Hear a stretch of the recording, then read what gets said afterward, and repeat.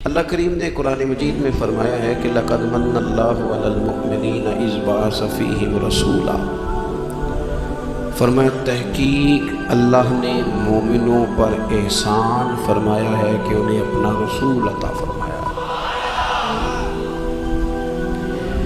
اس کا صرف ترجمہ کبھی بندے کی سمجھ میں آ جائے نا تو سارا میلاد اس کی سمجھ میں آ جاتا ہے۔ صرف اس آیت کا آسان سادہ ترجمہ اگر سمجھ لیا جائے کہ رب کہتا ہے میں نے احسان کیا تم پر، تمہیں اپنا رسول دے دیا، وہ دو عالم کی رحمت ہے، وہ جہاں چاہتے وہیں رہتے ہیں، یہ تو ان کی مہربانی ہے کہ یہ عالم پسند آیا۔ نبی پاک صلی اللہ تعالیٰ علیہ وسلم ہمارے اوپر رب کا سب سے بڑا احسان ہے، اور اللہ تبارک و تعالیٰ نے سسکتی، تڑپتی، بے چین، پریشان، تکلیف میں مبتلا اپنی مخلوق پر رحم فرمایا اور رسول کریم عطا فرمائے۔ نبی پاک صلی اللہ تعالیٰ علیہ وسلم کی تشریف آوری نے ایک ایک ذرے پر احسان کیا، حضور سے ایک ایک نگر، ایک ایک پتا فیضیاب ہوا، لیکن بعض چیزیں ایسی ہیں جنہیں خصوصی طور پر سرکار نے نوازا، بعض معاملات پر خاص کرم نوازی حضور نے فرمائی۔ ایک اہم مسئلہ ہے عقیدے کا مسئلہ۔ جس بندے کا کوئی عقیدہ نہیں نہ ہوتا، کوئی نظریہ نہیں ہوتا، کوئی اس شخص کا خاص مزاج نہیں ہوتا، سمجھنے والا، ماننے والا، وہ بندہ بھی بیچارہ کوئی زندگی کا لطف نہیں اٹھا پاتا۔ اس کا کوئی نظریہ ہی نہیں ہے، کوئی سوچ ہی نہیں ہے، کوئی اس کی فکر ہی نہیں ہے اس نے کس طرف جانا ہے۔ عقیدہ نہ ہو بندے کا، یعنی دنیا میں معاذ اللہ کچھ ایسے لوگ پائے جاتے ہیں جو سرے سے اللہ تعالیٰ کوئی نہیں مانتے، زندگی کیسے گزرے گی؟ وہ اپنی توجہات کا قبلہ کسے بنائیں گے؟ اور پھر دنیا میں کچھ لوگ ایسے گزرے جو کئی خداؤں کے قائل، کئی، اور پھر اہل عرب کا تو یہ حال کہ 360 بتوں کے سامنے جھکتے ہیں۔ مجھے بتائیے جس بندے کو یہی خبر نہ ہو میرا خالق اور مالک کون ہے، جس کو یہی پتہ نہ ہو کہ میرا رزق کہاں سے آتا ہے، میں نے مانگنا کہاں سے، جس سے یہ خبر ہی نہ ہو کہ میری دعاؤں کا رخ کس طرف ہونا چاہیے، اس کی بھی کوئی زندگی ہے؟ نبی پاک علیہ السلام نے سب سے بڑا احسان یہ فرمایا ہے کہ ہمیں عقیدہ توحید سکھایا ہے۔ حضور نے ہمیں ہر جگہ سے چھڑا کے رب کریم کی بارگاہ میں سجدہ کرنے کا حکم دیا ہے۔ عرب کے لوگ جو تھے وہ بڑی بڑی وہم کا شکار تھے، بڑی بڑی اوہام پرستی کا شکار تھے۔ یہ آج کل بھی وہم بہت زیادہ ہے نوجوانوں میں، یعنی کوئی فیصلہ پکا ہے ہی نہیں، کوئی پکی بات ہی نہیں کرتے، یہ کر لوں کہ نہ کروں، اگر آپ کہتے ہیں تو کر لیتا ہوں، ویسے اس میں فلانی کمزوری بھی ہے، اور اگر میں نے نہ کیا تو فلاں مشکل بھی ہے۔ بھئی جس بندے نے قوت فیصلہ ہی نہیں پائی، اس نے ارادہ ہی پکا نہیں کیا کہ اس نے کدھر جانا ہے، تو وہ سفر کیسے کرے گا؟ سفر تو اس بندے کا مکمل ہوتا ہے جو سفر شروع کرتا ہے۔ عرب کے لوگ بھی بڑے بڑے اوہام پرستی کا قائل تھے۔ وہ جب قربانیاں کرتے تھے تو ان کا گوشت لا کے کعبے کی دیواروں کے ساتھ ملا کرتے تھے، یہ قبولیت کی علامت ہے۔ سارے کپڑے اتار کے کعبے کا طواف کرتے تھے، جب احرام باندھ لیتے، حاجی ہونے کا ارادہ کرتے تو دروازوں سے داخل نہیں ہوتے تھے۔ وہ کہتے تھے کہ دروازے گناہگار ہیں اور ہم چونکہ اب نیک کام کر رہے ہیں لہذا اوپر سے ہو کے آئیں گے۔ رسول کریم علیہ السلام نے انہیں ان سارے وہموں سے، ساری پریشانیوں سے، ان ساری بدشگونیوں سے نکال کے کہا اللہ تمہارا مالک ہے، اللہ تمہارا محافظ ہے، ہوگا وہ جو رب چاہے گا۔ ذرا سی بات پہ سہم جانا، ذرا سی بات پہ ڈر جانا۔ حضور نے لوگوں کو قوت فیصلہ عطا کی، اور اتنی بڑی قوت فیصلہ حضور نے دی کہ کل تک جو فیصلہ کر نہیں نہ پا رہے تھے، آج انہوں نے اس طرح کے فیصلے کیے کہ اپنی ساری کی ساری اولادیں لے کر وہ میدانوں میں کھڑے ہو گئے۔ وہ ڈٹ گئے کہ ہم نے کفر کے مقابلے میں جہاد کرنا ہے۔ انہوں نے طے کر لیا کہ حق کیا ہے، سچ کیا ہے۔ نبی پاک علیہ السلام نے ہمیں عقیدہ توحید دیا اور وہ طے کر کے دیا ہے نبی پاک، سجدہ سوائے اللہ کے کسی کو جائز ہو، اگر کوئی عبادت کی نیت سے کرتا ہے تو سجدہ کفر ہے، اور اگر تعظیم کی نیت سے کرتا ہے تو حرام ہے۔ اعلیٰ حضرت بریلوی رحمۃ اللہ علیہ نے 50 کے قریب دلائل کتاب و سنت سے اور 100 سے زیادہ دلائل فقہ اور اصول فقہ سے بیان فرمائے ہیں کہ کسی اور کے لیے تعظیمی سجدہ بھی حرام ہے۔ نبی پاک علیہ السلام تشریف فرما تھے تو کچھ جانوروں نے آ کے حضور کے قدموں پہ سجدہ کیا، پیش نظر ہے وہ نوبہار اور سجدے کو دل ہے بے قرار، روکیے سر کو روکیے، یہی تو امتحان ہے۔ کچھ جانوروں نے جب سجدہ کیا تو صحابہ عرض کرنے لگے یا رسول اللہ صلی اللہ تعالیٰ علیہ وسلم ہمارا بھی دل کرتا ہے، تو حضور نے فرمایا بھی سجدہ سوائے رب کے کسی کے لیے جائز نہیں ہے، ہاں اگر جائز ہوتا تو میں خاتون سے کہتا کہ اپنے شوہر کو سجدہ کرے۔ نبی پاک علیہ السلام نے حد بندی کر دی۔ اور پھر دیکھیں یہ جو ہم میلاد مناتے ہیں نا، یہ میلاد اللہ تعالیٰ کی توحید کا بہت بڑا اعلان ہے۔ ہم کہتے ہیں نبی پاک کا میلاد ہوا، جس کا میلاد ہوتا ہے وہ خدا نہیں ہوتا، جو پیدا ہوتا ہے وہ رب۔ جب ہم میلاد منا رہے ہوتے ہیں تو ہم یہ بتا رہے ہوتے ہیں بھئی حضور خدا نہیں، حضور تو 12 ربیع الاول کو پیدا ہوئے، تو جو پیدا ہو رب پیدا، لم یلد ولم یولد، اللہ تبارک و تعالیٰ پیدا نہیں ہوتا، مالک تو ازلی ابدی شان رکھتا ہے۔ اس لیے عقیدہ توحید بندے کو مضبوط کر دیتا ہے۔ انسان جب عقیدہ توحید والا ہو جاتا ہے، اور نبی پاک علیہ السلام دنیا میں رب کی طرف بلانے آئے، وداعیا الی اللہ باذنہ وسراجا منیرا، حضور نے لوگوں کو اللہ کی جانب دعوت دی۔ جب انسان توحید والا ہو جاتا ہے تو مضبوط ہو جاتا ہے، وہ کسی سے نہیں ڈرتا، وہ سمجھتا ہے ہونا تو وہ ہے جو میرا رب چاہے گا، مجھے پریشان ہونے کی ضرورت کیا ہے۔ پھر اس کا بھروسہ بھی اللہ تعالیٰ پر، اس کی امیدیں بھی اللہ رسول سے، اس کی توجہات کا قبلہ بھی سارا ادھر ہی۔ تو حضور نے لوگوں کو عقیدہ دیا، مضبوط کیا۔ رسول پاک صلی اللہ تعالیٰ علیہ وسلم نے ذہنوں کو پختگی عطا فرمائی۔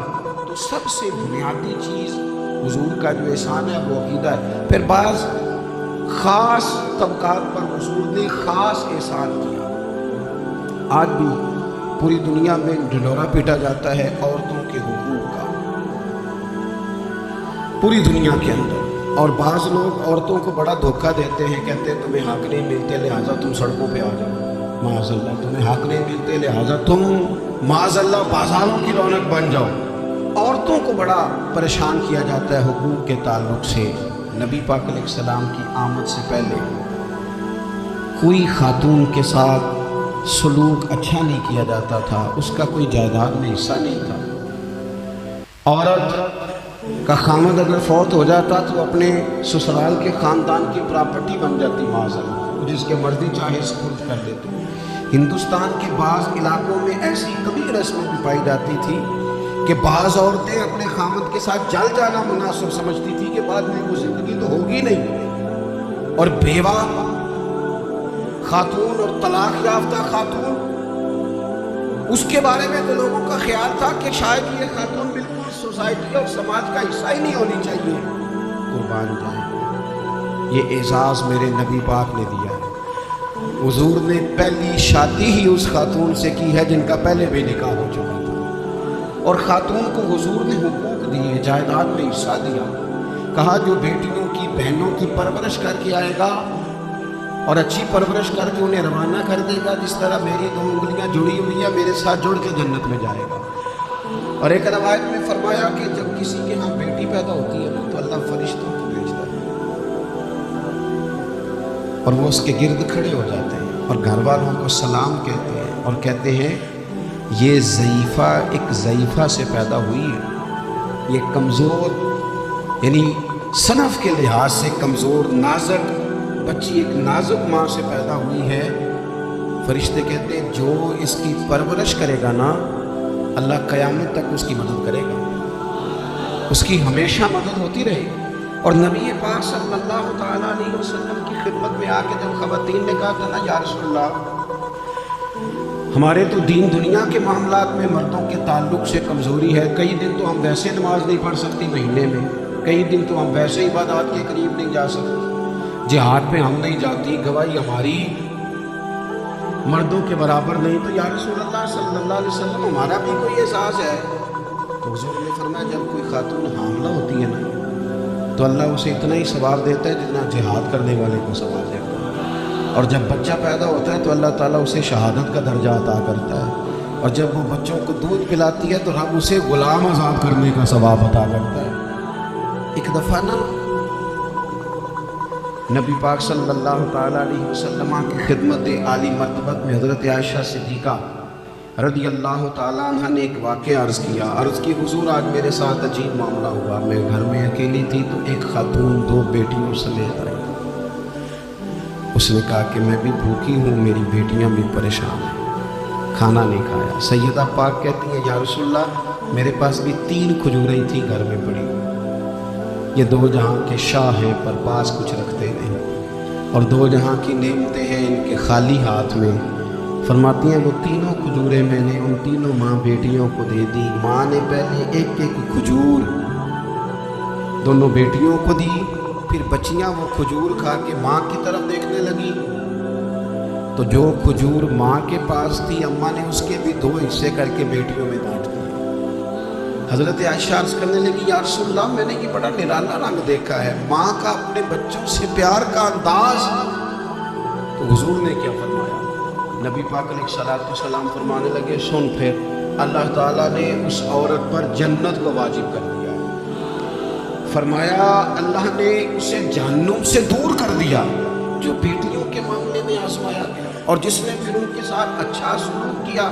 اپنا حضور کا عمل یہ تھا کہ حضور کی بڑی صاحبزادی سیدہ زینب رضی اللہ تعالیٰ عنہ، یہ حضور کی سب سے بڑی صاحبزادی ہے، یہ بخاری میں آپ کو ملے گا کہ ان کی بیٹی جناب امامہ بنت زینب چھوٹی سی عمر تھی، تو جب حضور نماز کے لیے آتے تھے تو نواسی کو اٹھا کے ساتھ لے آتے تھے، اور وہ حضور نماز پڑھتے تھے تو وہ نبی پاک کے کندھوں پہ کھیلتی تھی۔ حضور نے عملاً بیٹیوں سے پیار کرنا سکھایا، بیٹیوں سے محبت کریں، بیٹیوں سے پیار کریں۔ بیٹیاں بڑی خیرخواہ ہوتی ہیں، بیٹیاں ماں باپ کی بڑی وفادار ہوتی ہیں، بیٹیاں بڑا خاص تعلق رکھتی ہیں۔ جوانوں آپ سے بھی کہوں گا بہنوں کی طرف توجہ رکھیں، جو کسی کی بہن آپ کے گھر ہے اس کا بھی خاص احساس کریں، وہ بھی کسی کی بہن ہے، لیکن اپنی بہن کے ساتھ بھی خاص نسبت کا تعلق قائم رکھیں، رشتوں میں اعتدال ہونا چاہیے۔ اس صنف کو نبی پاک علیہ السلام نے خاص کر کے نوازا، اور ہمارا بھی ان کے ساتھ خاص رشتہ ہونا چاہیے۔ اس طرح کا معاملہ یتیموں کے ساتھ ہے، کمزوروں کے ساتھ ہے۔ دیکھو آج نا ہمارے ہاں کمزوروں، غریبوں، مسکینوں، یتیموں کی مدد تو کی جاتی ہے، لیکن انہیں لوگ اپنے ماحول کا حصہ نہیں بناتے۔ یعنی کبھی گئے تو غریبوں میں آٹا بانٹ آئے، کبھی گئے تو غریبوں میں جا کے کپڑے تقسیم کر آئے، کبھی گئے تو غرباء کو کچھ وقتی طور پر کچھ ضروریات زندگی دے دی، کبھی عیدیاں بانٹ دی، کبھی سیلاب زدگان میں چلے گئے۔ غرباء کو کچھ نہ کچھ صدقات تو دے دیے جاتے ہیں، ان پر کچھ خیرات تو کر دیا جاتا ہے، لیکن انہیں سوسائٹی کا ماحول کا حصہ نہیں بنایا جاتا۔ ایسا نہیں ہوتا کہ ان غرباء کے بچوں کو اٹھا کے بڑے شہروں میں لایا جائے، ان کی تعلیم کا خیال کیا جائے، انہیں اپنے ماحول میں رکھا جائے، ان کی بہترین پرورش کا بندوبست کیا جائے۔ کائنات میں بڑے لوگوں نے کام کیا، ویلفیئر کا، بڑے لوگوں نے غریبوں کے ساتھ تعاون کیا، بڑے لوگوں نے محبت کی، سب قابل تعریف ہے، لیکن ہم نے یہ کیا کہ ان کی امداد تو کی، لیکن ان کی محرومیوں کا ازالہ نہیں کیا۔ اور وہ امداد لے رہے تھے تو ان کی پچھلی نسل بھی امداد لے رہی تھی، یہ نسل بھی امداد لے رہی، اور خدا نہ کرے کہ اگلی نسل کو بھی امداد لینا پڑے۔ میرے نبی پاک صلی اللہ تعالیٰ علیہ وسلم کا انداز کچھ اس طرح کا ہے کہ امام مہدی نے لکھا ہے، حضرت بشیر بن عقبہ رضی اللہ تعالیٰ عنہ کہتے ہیں میرے والد انتقال کر گئے تھے، اور میں ایک جگہ پہ بیٹھ کر رو رہا تھا کہ نبی پاک صلی اللہ تعالیٰ علیہ وسلم میرے قریب سے گزرے، کیوں روتے ہو؟ یا رسول اللہ میرے والد کا انتقال ہو گیا، میری والدہ رخصت ہو گئی۔ تو یہ ہمیں حضور نے سبق دیا ہے، یہ یتیموں غریبوں کا خیال رکھنے کا یہ بھی ایک نقطہ، یہ بھی انداز ہے۔ کائنات کا بڑے سے بڑا درد دل رکھنے والا بندہ یہاں تک نہیں جا سکتا جو میرے رسول کریم نے بیان فرمایا۔ کہتے ہیں نبی پاک علیہ السلام فرمانے لگے، بشیر بن عقبہ کیا تو اس بات پر راضی نہیں کہ میں تیرا باپ ہوں اور عائشہ تیری ماں ہوں؟ آنا تجھے ہم شامل کر لیں اپنے گھرانے میں، آ جانا، مکمل تیرے معاملات کا خیال کیا جائے، تو آ جا۔ اتنا بڑا درجہ نبی پاک نے تو حضرت سلمان فارسی کے بارے میں بھی فرمایا کہ میں نے انہیں اپنی اہل بیت میں شامل کر لیا۔ رسول اللہ صلی اللہ تعالیٰ علیہ وسلم غرباء کے لیے، مساکین کے لیے، یتیموں کے لیے، ناداروں کے لیے جو خاص احسان بن کے آئے، وہ یہ والا لہجہ نہیں کہ ہم مطمئن ہو گئے کہ ٹھیک ہے ہم گئے تو تھے، اتنے پیکٹ بانٹ تو آئے، اتنا کچھ ہم نے دے تو دیا، فلانا کام کر تو لیا، اور ویسے وہ بھی کب تک کیا جب تک خبریں تیز کی۔ ہمارے ملک میں سیلاب آیا، میڈیا نے خبر دی، شور ہوا، لوگوں نے بڑی کوشش کی، الحمدللہ بڑے اچھے جذبات کا اظہار کیا، ڈھیر سارے لوگ وہاں گئے۔ میں آپ سے پوچھتا ہوں کہ کیا سیلاب زدگان سارے اپنے اپنے گھروں میں چلے گئے؟ ان کے گھر بن گئے، لیکن ہمارے جذبے کیوں ٹھنڈے ہو گئے؟ اس لیے کہ خبریں ٹھنڈی ہو گئی۔ ہم تو چلتے ہیں ٹرینڈ کے ساتھ کہ آج کل ٹرینڈ کیا ہے، اگر خبر ادھر کی ہے تو ذوق ادھر کا ہے، خبر ادھر کی ہے تو ذوق ادھر کا ہے۔ دیر پا کام کرنا اور خاص جذبات پیدا کرنا ان لوگوں کے لیے۔ حضرت سیدنا عبداللہ بن ابی اوفا رضی اللہ تعالیٰ عنہ روایت کرتے، ایک یتیم بچہ آیا تھا، اس نے عرض کی حضور میری ماں بھی بھوکی ہے اور میری ایک کمشیرہ ہے وہ بھی بھوکی ہے، اے روٹی دا دکھ نہ پوچھو، روٹی تے بندہ کھا جاندی ہے۔ یہ جو بھوک ہوتی ہے نا، بھوک، بہت سارے لوگ نا، میں ایک شادی میں تھا تو وہاں ایک دو لوگ کھانا کھا رہے تھے، تو بعض لوگ انہیں دیکھ دیکھ کے مذاق کر رہے تھے، ویڈیو بنا رہے تھے، کہتے دیکھو کھانا ہی نہیں آتا، کیا انداز ہے، سارا ان کا منہ جو ہے وہ کھانے سے بھر گیا، ہاتھ دیکھو کہاں تک ان کے لتھڑ گئے، کیا انداز ہے۔ تو میں نے کہا تم ان کے کپڑے بھی تو دیکھو نا، انداز، بیٹھنا اٹھنا، کپڑے پہننا، یہ غریبی کا پتہ دیتے ہیں۔ بھوک جب تیز لگی ہو پھر کھانے کے آداب لوگوں کو یاد نہیں رہتے۔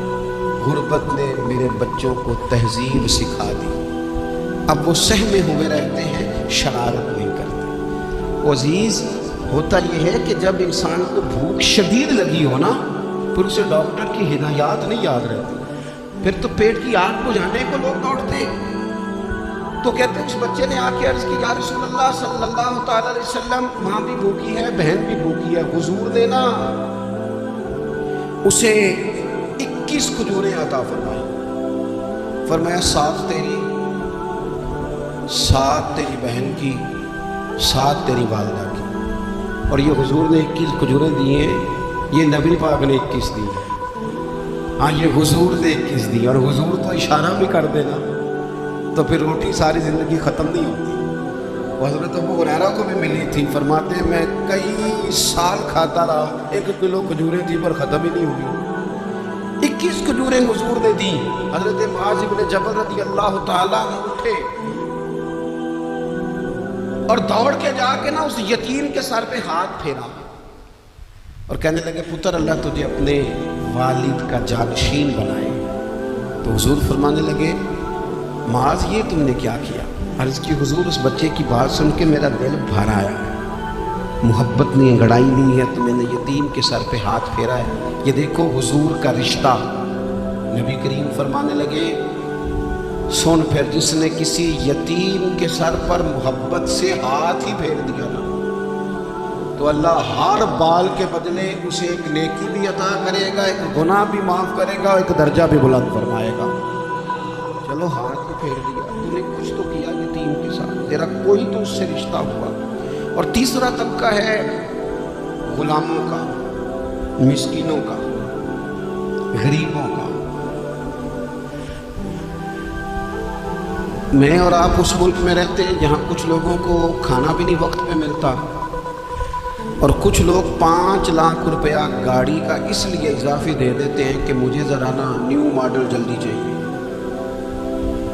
یعنی ایک طرف ملک کی حالت یہ ہے کہ بعض لوگوں کے پاس پیسے نہیں ہیں کہ بچوں کی فیس بھر سکے، لیکن دوسری طرف حال یہ ہے کہ نئے ماڈل کا موبائل اگر مارکیٹ میں آتا ہے تو وہ ختم ہو جاتا ہے، ملتا ہی نہیں، وہ شارٹ ہو جاتا ہے۔ کچھ لوگوں نے اس طرح کیا ہے کہ انہوں نے یہ سمجھا ہے کہ دولت شاید موج کرنے کے لیے ہمیں دی گئی ہے، ہم طرح طرح کے کھانے کھائیں، طرح طرح سے چیزیں اڑیں، طرح طرح کے معاملات کریں۔ انہوں نے یہ طے کر لیا ہے۔ اس کا نقصان کیا ہوا ہے؟ اس کا نقصان یہ ہوا ہے کہ کچھ لوگ غربت کی سطح سے نیچے آ گئے بیچارے۔ نبی پاک کا جو احسان ان غریب لوگوں پر ہے، حضور علیہ السلام کے پاس نا حضرت عبداللہ ابن عمر روایت کرتے ہیں اور طبرانی میں موجود ہے، حضور کے پاس نا 10 دینار تھے۔ ہمارے پاس بھی پیسے ہوتے ہیں نا، لیکن وہ کچھ ہوتے ہیں ہمارے کھانا کھانے کے لیے، کچھ ہوتے ہیں آئس کریم کھانے کے لیے، کچھ اس لیے ہوتے ہیں کہ آج میری مرضی کا نہیں پکا۔ لہذا میں نے، ہمارے ایک دوست ہیں، وہ کہتے ہیں کہ آج کل یہ ماحول بن گیا ہے کہ بچے اگر کہتے ہیں نا کھانا میری مرضی کا نہیں، تو اماں کہتی ہے جا تو برگر کھا لے۔ کہتے ہیں ہمارے دور میں یوں نہیں ہوتا تھا، اگر ہم کہتے تھے نا کھانا میری مرضی کا نہیں تو پھر ہمیں ڈبل چیز کھانے کو ملتی تھی، ایک مار بھی کھانا پڑتی تھی اور وہ کھانا بھی کھانا پڑتا تھا۔ اور پھر کچھ پیسہ لوگوں نے صرف اس لیے سنبھال کے رکھا ہوا ہے کہ جو اضافی چیزیں ہیں نا، اضافی، میرا ویسا تجربہ نہیں ہے اور نہ میں نے زیادہ گہرائی سے دیکھا ہے، بس مجھے بتایا گیا ہے، اور پتہ نہیں اب بات درست ہے کہ نہیں، مجھے بتایا گیا ہے کہ پہلے لڑکیاں بیوٹی پارلر جاتی تھی، اب سنا لڑکے بھی جاتے ہیں۔ اب خدا جانے یہ بات سچ ہے کہ غلط ہے۔ یہ جو اضافی اخراجات ہیں نا، یہ اگر ہم تھوڑے سمیٹ لیں، یعنی مولا علی شیر خدا کرم اللہ تعالیٰ وجہہ الکریم مزدوری کر کے نکلے تو 2 کلو کھجوریں تھیں، حضور بس فرمانے لگے 1 کلو میرے بچے کھائیں گے اور کلو مدینے کے غریب بچے کھائیں گے۔ یعنی کل 2 کلو ظاہری طور پر کھجوریں ہیں، اس میں بھی دوسروں کا حصہ۔ ہمارے پاس جو مال آتا ہے، اگر تھوڑا سا نا ہم اسے یہ نہ سمجھ لیں کہ میرا ہی حق ہے، کسی کو اس میں سے ایک لقمہ بھی نہیں ملنا چاہیے، اگر ہم تھوڑا سا نا دل کشادہ کریں تو 3 لوگوں کا کھانا 4 بھی کھا سکتے ہیں، 4 کا کھانا 5 بھی کھا سکتے ہیں، 6 کا کھانا 7 کا کھانا 10 بھی کھا سکتے ہیں۔ شرط یہ ہے کہ دل کشادہ ہو، دل دریات سمندروں ڈونگے کون دلا دیا جانے، تھوڑی سی نا کشادگی پیدا کی جائے۔ حضرت عبداللہ ابن عمر کہتے ہیں نبی کریم علیہ السلام کے پاس نا 10 دینار تھے، ویسے تو کائنات ہی میرے نبی کی مٹھی میں ہے، لیکن ظاہری طور پر 10 دینار تھے۔ حضور ایک دکان پہ گئے، 4 دینار کا حضور نے ایک جوڑا خریدا، کپڑے خریدے، وہ قمیض حضور نے پہنی، ایک انصاری آگے بڑھ کے عرض کرنے لگے حضور میرا بڑا دل کر رہا ہے، یہ مجھے نہیں دے دیتے آپ؟ تو حضور خوش ہو گئے۔ یہ میرے محبوب کا دروازہ ہے کہ جب کوئی مانگتا ہے تو حضور خوش ہو جاتے ہیں۔ نبی کریم سے مانگا اس شخص نے تو حضور خوش ہو گئے، اور محبوب نے وہ کرتا، وہ کپڑے اتار کے اس انصاری کو عطا کر دیا، اور 4 دینار کے اور خرید لیے، باقی بچے 2 دینار۔ نبی کریم کو لے کے نکلے، رخصت ہوئے گھر جانے کے لیے، تو رستے میں خاتون کو روتے ہوئے دیکھا، حضور رک گئے، فرمایا کیوں رو رہی ہو؟ عرض کرنے لگی یا رسول اللہ صلی اللہ تعالیٰ علیہ وسلم، میں فلاں آدمی کی کنیز ہوں، نوکرانی ہوں، اس نے آٹا لینے بھیجا تھا 2 دینار کا، وہ 2 دینار گم ہو گئے، حضور نے 2 دینار اسے عطا کر دی، وہ دیے تو پھر رو رہی تھی۔ فرمایا اب کیوں روتی ہو؟ کہنے لگی یا رسول اللہ ڈرتی ہوں دیر بڑی ہو گئی، مار ہی نہ پڑے۔ تو حضور نے فرمایا چل نہ، میں تیرے ساتھ چلتا ہوں۔ حضور ان کے گھر گئے، وہ اہل ایمان کا گھر تھا جن کی وہ کنیز تھی، جا کے کہا السلام علیکم، اندر میں جواب ہی نہیں آیا، پھر فرمایا السلام علیکم، کوئی جواب ہی نہیں آیا۔ محبوب کا طریقہ مبارکہ تھا 3 دفعہ دستک، پھر واپسی، تیسری دفعہ کہا السلام علیکم، تو وہ سارے بول پڑے وعلیکم السلام یا رسول اللہ، حضور ماں باپ قربان۔ حضور فرمانے لگے میں نے پہلے بھی 2 دفعہ سلام لیا، بولا کوئی نہیں۔ کہا یا رسول اللہ اپنے نصیب تھے نا کہ ہم پہ سلامتیاں بھیج کون رہا، ہم نے سوچا ذرا 3 دفعہ مل جائے سلامتی، ذرا مل جائے نا، حضور سلامتی بھیج رہے ہیں تو آتی رہے نا۔ محبوب کریم علیہ السلام فرمانے لگے یہ تمہاری کنیز وہاں کھڑی رو رہی تھی، اس بیچاری کے 2 دینار گم ہو گئے تھے، اسے دوبارہ سامان لاتے کچھ دیر ہو گئی، اس پر سختی نہ کرنا، مارنا نہ۔ غلام کہنے لگے حضور اس خاتون کے قربان جائیں جو ہمارے قریب رسول کو ہم جیسے غریبوں کے گھر تک لے آئی ہے، مارنا کیا، ہم اسے آزاد کر دیں، یہ آزاد ہے اللہ کی رضا کے لیے۔ یہ دیکھو یہ میرے نبی پاک کا انداز ہے۔ حضور نکلے تو جناب عبداللہ ابن عمر فرماتے ہیں رسول کریم فرمانے لگے شکر ہے اللہ تعالیٰ کا، 10 دینار تھے، ایک انصاری نے بھی قمیض پہن لی، میں نے بھی قمیض پہن لی، اور رب نے ایک کنیز کو آزاد بھی فرما دیا۔ یہ انداز ہمیں دیا کہ ہم اپنی دولتوں میں، اللہ کی عطاؤں میں غرباء کو، قریبیوں کو، رشتہ داروں کو، بہن بھائیوں کو تھوڑا شریک کر لیں، تاکہ وہ جو آسودگی اللہ نے ہمیں دی ہے اس میں سے دوسروں کو بھی کچھ نفع ملے۔ اور ایک بات آخر میں آپ کی خدمت میں یہ عرض کرنی ہے کہ جو زیر دست لوگ ہوتے ہیں نا، غلام، ملازم، نوکر، آپ اپنی زندگی کے مسائل دیکھ لیں، جن لوگوں کے پاس لاکھوں آتا ہے کبھی ہزاروں آنے لگ جائے تو پریشان ہو جاتے ہیں، تو جن کے پاس صرف سینکڑوں ہوتے ہیں تو ایسا تو نہیں کہ آپ ہی ٹینشن میں ہیں اور آپ ہی کو غصہ آتا ہے، وہ بیچارہ کبھی نوکر بھی تو ٹینشن میں ہو سکتا ہے، ملازم کو بھی تو کبھی ٹینشن ہوتی ہے نا، اس کے ساتھ بھی تو مسائل وابستہ ہے۔ حضرت سیدنا ابو مسعود انصاری رضی اللہ تعالیٰ عنہ بیان کرتے ہیں کہ مجھے اپنے غلام پہ غصہ آیا تو میں اسے مار رہا تھا، نبی کریم تشریف لے آئے، حضور نے ایک جملہ کہا تو میں رو پڑا۔ حضور فرمانے لگے جتنا اختیار تجھے اس پر حاصل ہے نا، اس سے کہیں بڑھ کر رب کو تیرے اوپر اختیار حاصل ہے، لہذا اللہ سے ڈر، اس کے معاملے میں اللہ سے ڈر۔ اور پھر حضور تو صرف غلام نہیں، جانوروں کے حق تک کا خیال فرماتے ہیں۔ ایک جگہ تشریف لے گئے تو اونٹ آپ کے پیروں پہ سر رکھ کے رویا، نبی کریم نے اس کی پشت پہ ہاتھ پھیرا، فرمایا اس کے مالک کو بلاؤ نا۔ جب وہ آیا تو کیا ارشاد فرمایا تو اس کے معاملے میں اللہ سے نہیں ڈرتا، اس نے شکایت کی ہے کہ تو اس کی طاقت سے زیادہ بوجھ ڈالتا ہے، چارہ اور پانی بھی وقت پر نہیں دیتا۔ یہ حضور کے احسانات ہیں، ہمیں ان احسانات کا خاص خیال رکھنا چاہیے۔ اور یہ جو ایام ہے عید میلاد النبی کے، ان ایام میں بالخصوص ہمیں غریبوں کے ساتھ، یتیموں کے ساتھ، بیواؤں کے ساتھ، مساکین کے ساتھ، لاچاروں کے ساتھ اس لحاظ سے زیادہ مدد کرنی چاہیے کہ میرے رسول پاک انہی کے لیے تو زیادہ رحمت بن گیا، انہی کا تو محبوب نے خیال زیادہ فرمایا، انہی کے بارے میں تو ہمیں تلقین زیادہ فرمائی۔ وہ اپنے پرائے کا غم کھانے والا، مرادیں غریبوں کی برلانے والا، مصیبت میں غیروں کے کام آنے والا، وہ نبیوں میں رحمت لقب پانے والا۔ تو نبی پاک علیہ السلام کے غلاموں، یہ ہمیں سیکھنا ہے، اس پر ہمیں عمل کرنا ہے۔ اللہ کریم کی بارگاہ میں دعا ہے اللہ ہماری حاضری کو قبول فرمائے۔ آخر دعویٰ یعنی الحمدللہ۔